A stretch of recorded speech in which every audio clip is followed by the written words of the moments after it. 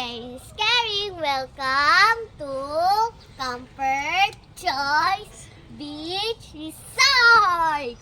Tara, silipin natin ang Comfort Choice Beach Resort. Good morning, Sambales! Good morning mga auntie, mga uncle. Andito nga po tayo ngayon sa Comfort Choice Beach Resort. Pagpasok nyo po, yan po ang bubungad. But, i-welcome po tayo agad ni Summer. Joke lang po. Kasama po talaga namin si Summer. By the way, mga auntie, mga uncle, silipin na po natin agad ang napaka-cute at napakagandang teepee house nila. And then, nagpaalam po tayo sa may-ari na kung pwede natin silipin yung loob habang wala pa yung guest. Luckily, pinayagan naman po tayo. So, thank you so much, Ma'am Jo. So, tadan! Pagpasok nyo po, ganito po agad makikita nyo, may maliit na table for soft drinks or coffee nyo habang nandiyan ka sa loob.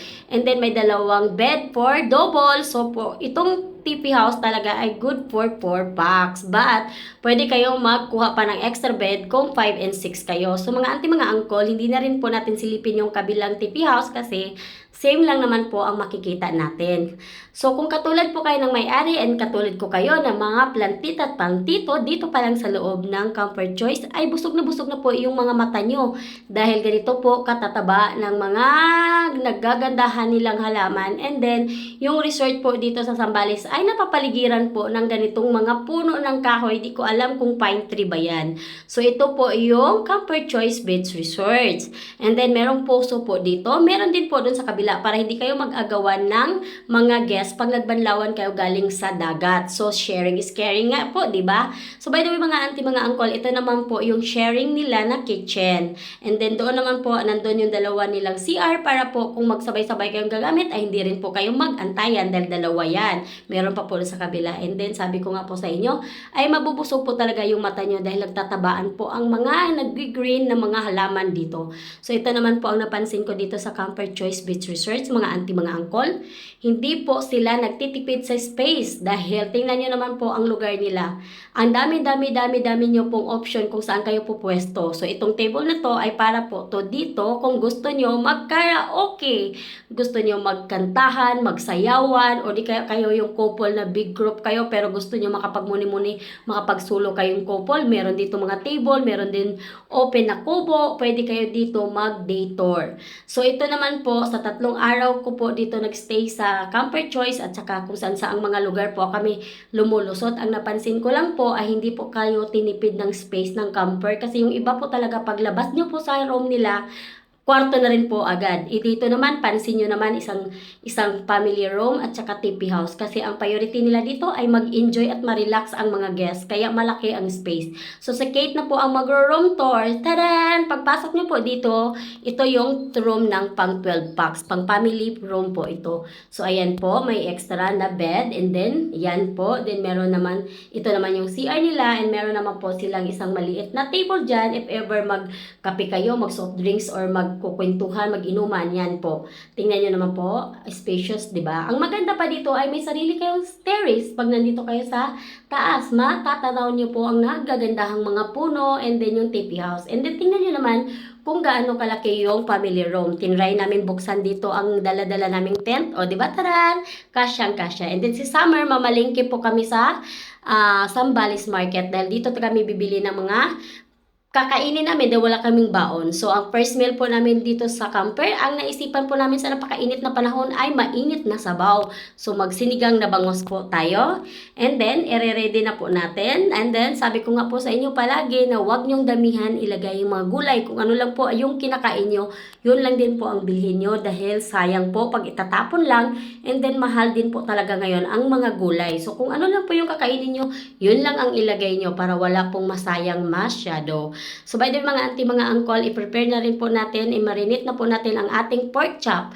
So, nilamas-lamas ko po yan ng asin para mawala yung lansa or anuman, mga dugo-dugo. And then, after nun, ilamas-lamas ko din siya ng garlic. Tapos, nilagyan ko rin siya ng pamintang durog. And then, yan, kung timplahan nyo na kung anong gusto nyo timpla, lagyan ko yan ng kalamansi. And then, kung anong ulam po namin ngayong lunch, yun din po ang ulam namin for dinner para po makatipid tayo. So hapon na to, around 5 p.m. na, sumilip na po tayo sa kanilang magandang dagat. So ito na po, hindi po maitim, hindi rin po maputi, sakto lang. Pero maganda dito dahil malawak ang dalampasigan ba tawag dyan, basta ganyan. So ayan na po si Summer for picture-picture, hindi po nila yan binasa. Nag-enjoy lang po siya kabubukat. And then ayan po si Pam, si Kate, and si Al. Ini-enjoy habang tinatanaw ang paparating na sunset. Diba? Palabas pa lang yan siya, hindi pa siya palubog. 'Di ba? So ngayon, bumalik na po kami dito sa aming Camper Choice Beach Resort para i-ready naman po ang aming para dinner. So, tingnan nyo naman po, ito na po yung itsura ng camper paggabi. So, yung ibang guest dyan ay nag-ihaw-ihaw sila and then dyan sila sa gitna dahil big group nga po sila dyan, mag-i-enjoy sila dyan ngayon dahil nagiinuman po ata sila. So, di ba? Ang ganda-ganda, ang daming space. Oh, kung kayo ay mga big group, tapos nga, yun nga sabi ko sa inyo, kung couple kayo, o doon kayo sa siksik kayo doon para makapag-usap-usap kayo. So, kami naman po, kakain lang. So, ito, magdi-dinner na po kami. Kasi si Kate, gusto na rin po niya kinabukasan na agad para daw mag-swimming na siya. And then, namangha ako sa kanilang ice dito. Sobrang mangha ako. Kasi sobrang laki. Mas malaki pa sa malaki kong mukha. So, yung yellow na yun ay 10 pesos daw yun each. Diba? Ang laki-laki. Nakakapagmangha nga eh. Meron para malaking plastic para sa malaking yellow. So, ayan. Nag-enjoy na po kaming kumain sa aming ulam na 2 beses po namin kinain dahil nga nagtitipid kami. And then ganito po ang itsura ng camper sa gabi. Ayan. O di ba ang ganda-ganda kasi may pailaw-ilaw na siya. And then yung tipi house parang nasa ibang bansa ka kasi yung team nga po is white and blue. Alam niyo yan kung saang lugar yan dahil sikat na sikat din po yan. So ayan po. And then kung gusto kayo maglabing-labing and then mag-hug-hug na inyong mga partner, mamili kayo sa mga dyan, table dahil ang dami nga po nilang space. Yun yung nakakabilib talaga sa camper. Priority nila ng mga guest nila ay makapagmuni-muni, hindi lang doon sa loob ng kwarto kasi nga marami nga pong space. Yung unlike po sa iba ay puro talaga mga kwarto-kwarto para syempre mas maraming kwarto, mas maraming guest ang ma-occupy, diba? Dito naman po, 2 TV lang and then isang family house. O yun lang. And then yung open kubo, o diba? So, ang laki talaga ng space for muni-muni. Muni-muni po ba ang time? Me time, yours time, yung mga ganyan. So, yan nga po ang itsura ng camper pagdating po ng gabi. So, di ba? Ang ganda-ganda. Mga auntie, mga uncle. Tingnan nyo naman po yan. Pwede kayo mag-inom dyan sa gitna. Kasi nga meron po silang tent dyan. And then may table po na malaki. Ganyan po ginawa ng mga ibang guest po dyan. So, yan nga po mga auntie, mga uncle. Tingnan nyo naman. Diba? Spacious masyado ang Camper Choice Beach Resort. Kaya kung dito kayo mag-stay, talaga namang good choice po kayo. Yan lang po masasabi ko. Ayan na si Colette. Good morning na. So, sobrang excited na siya. Napakasarap niya gisingin that time kasi wala na pong irita-irita. Tayo agad. Kasi gusto niyang pumunta sa dagat ng maagang maaga. So kami ang unang nagising. Kaya sinilip na namin agad ang dagat. Tapos tawang-tawa ko kay Kate kasi sabi niya agad, Mami, pwede ko bang hubarin yung pajama ko para lang daw basa-basa lang daw siya ng talampakan niya sa dagat. Kunyari lang yan. Pero hindi naman po talaga siya nalusom hanggat hindi mo siya papayagan. Ayaw ko po magbantay sa kanya ng ganyang kalalaking alon. Baka kami dalawa po ay mahataks ng alon. So wala pa masyadong tao niyan kasi sobrang aga pa po. Kasi tiningnan ko nga po kung meron pong nangisda. So bumalik na po kami agad at magre-ready na po kami. Hi guys! Breakfast para Scary! Hello mga auntie at uncle! Magluluto kami ng breakfast, egg and corned beef. Start mo na, Mami!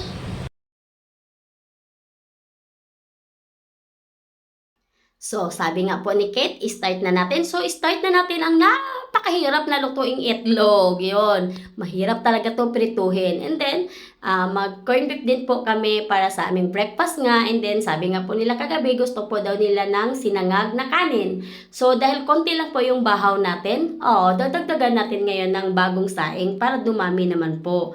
So, ayan naman nga yung corn beef namin. So, baka naman Pure Foods and Magic Sarap. Joke lang po. So, ayan na po, magsangag na po tayo ng kanin para pagbaba po nila ay makakain na po agad sila. So, ayan po. So, ayan na po, may tira pa po kaming pork chop kagabi, kaya sasama na po sa uulamin. And then, may naglako po ng isda, tahong at saka alimasag, ba't di kami bumili dahil payat po tingnan yung alimasag. And then, hindi kami nagpatinag ni Kate. 2 p.m. po ay lumabas kami at naglakad-lakad kami. Hinanap namin tong nadaanan naming malaking space ng buhangin.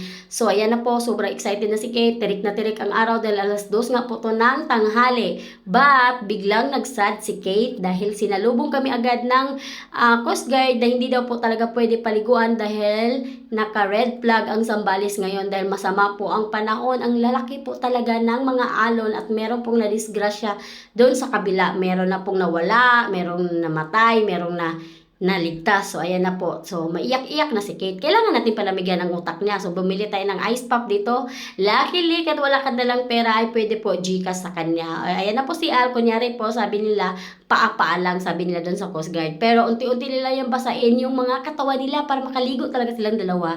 Joke lang. Pero, pasensya na po mga ma'am and sir sa mga Coast Guard dyan dahil halos lahat ng mga turista ay nagpasaway ng konti. So, ayan na nga po, may patrol ng paikot-ikot dahil nagbigay na po sila ng paalala na mag-ingat po dahil sobrang lalaki po talaga ng alon. And that time, meron pa po silang hinahanap na bata. So, kami po ay ini-enjoy na lang po namin yung sunset na lubog na or palitaw, basta ganyan, ini-enjoy na lang po namin talaga yan. And then, bumalik na po kami dito sa camper.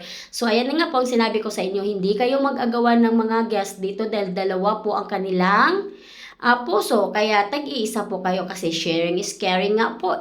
Sobrang lamig ng tubig sa puso ng Zambales, sobra talaga. And then, ito na yung hapunan namin, diba? Sinigang pa rin, pero hipon naman. Nag-buttered hipon po kami. Sinigang na hipon, inihaw na liempo, and then, meron din po akong mangga dyan, dalawa, kasi syempre, asim is life. May lipot talaga kami sa mangga ni Liza. And then, akala nga namin, sa katakawa namin, nagluto pa kami ng kikiam at saka fishball, pero hindi naman po talaga nakain. So, kain po tayo. So, ito na yung pangalawang gabi po namin dito sa Zambales at dito nga po to sa Camper Beach Resorts. Camper Choice Beach Resort. So, ayan na po. Dahil nga po nawalan ng ilaw ng ilang oras, dito po kami nag-enjoy, nagbanding po kami, nagtawanan po kami, naglatag po kami. And tingnan naman si Summer, tuwang-tuwa dahil ang luwag-luwag po ng kanyang inikot-ikutan. So, hindi kami nagpatinag dahil mamaya hapon ay uuwi na kami. Kaya nilusog na po na ni Kate yung dagat kahit po 12 noon na ito. 12 noon na ito. So, ayan na po si Kate, hindi talaga nagpapaawat. So, mga auntie, mga uncle, ito pala yung pwede nyong gawin ditong activity sa Zambales. Meron silang ATV. Yung ATV for 1 hour is 1,000. 30 minutes is 500. And then, tong lumilipad-lipad, hindi ko alam pangalan nito, parachute, parasailing, hindi naman yung parasailing. Ewan ko, basta yan, hindi ko rin alam yung price. But yung ATV naman po, alam ko yung price. And then, yung banana boat nila dito is 200 pesos per head. Parang dadalhin kayo doon sa kanyan. Basta vice versa lang po ang banana boat. So, kawawa si Kate dahil gustong-gusto niya daw talaga ma-experience yan. Pero hindi kami pinayagan ni Al. And then, hinanap ko din si Pam kasi gusto ko rin mag-banana boat. Maka-experience kami. Nawala dahil nasaktan siya sa hampas ng alon. So, yan nga po ang mga activities na kaya nyong gawin dito sa Zambales. Yung ATV, gustong-gusto namin yan, pero sa sobrang init, hindi na namin po sinubukan. Siguro next time, magagawa na po namin. And then, itong banana boat, gusto ko din ma-experience yan. Pero yan, hindi talaga, kahit ilibre pa ako.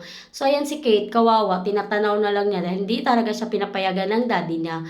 O, diba, kawawa yung bata. So, mga auntie, mga uncle, balik na po tayo dito sa Camper Choice para mag-ready. So, habang nagla-lunch kami, meron dumating bagong guest. So, ayan po sila ni Mama and Sir. Tanghali na po sila dumating. Siguro overnight din na po sila kasi nga po, imposible kong mag-day tour. So, around 3 p.m. lumabas na po kami. Pero thankful talaga kami sa may-ari. Ma'am Net and Ma'am Jo, thank you so much kasi nag-overstay kami pero hindi pa rin po kami pinabayad. And then, after 1 hour, nandito na kami sa Subic. So, kakain po tayo dito sa SNR. So, after 1 hour from Zambales to Subic, 1 hour lang po kami na magbiyahe. And then, nandito po tayo sa duty free. Tawang-tawa ako kay Kate kasi sabi niya, Mami, 2 pesos lang pala ang chocolate dito.